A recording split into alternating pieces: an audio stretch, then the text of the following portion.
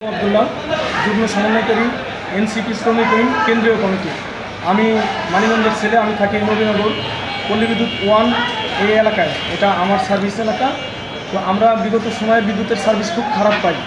একজন গ্রাহক হিসেবে আমরা স্বভাবতই 17-18 ঘন্টা লোডশেডিং পাই। আমরা খুব অসন্তুষ্ট ছিলাম। দ্বিতীয়ত এখানকার জিএম আমি যেটা শুনতে পারছি, এখানে ইপিজিটা একটা পাওয়ার জেনারেটর স্টেশন ছিল, সেটা সে পারফরমেন্স দেখানোর জন্য বন্ধ করছে। তার কারণে আমাদের লোডশেডিং আরও বেড়ে গেছে। পরবর্তীতে সে ফিডারের লোড কম থাকা অবস্থায়ও এই স্টেশন বন্ধ করার কারণ আমরা জানতে চাই।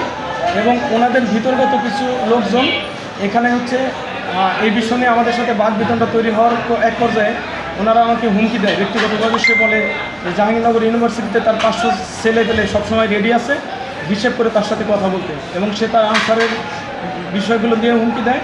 সো আমি গ্রাহক হিসেবে পল্লী বিদ্যুতের বিষয়ে যদি বলতে গিয়ে জাতীয় পর্যায় থেকে এরকম একজন দায়িত্বশীল ব্যক্তির কাছ থেকে হুমকি পাই, এটা জাতির কাছে আমার বিচার থাকলো।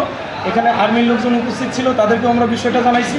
সো সেনাবাহিনীর কাছে আমার রিকোয়েস্ট, আমার জীবনের নিরাপত্তা এবং আমার বিষয়ে দেওয়া এই হুমকিকে আমি এর প্রতিবাদ জানাচ্ছি এবং এর বিচার চাচ্ছি আপনাদের কাছে।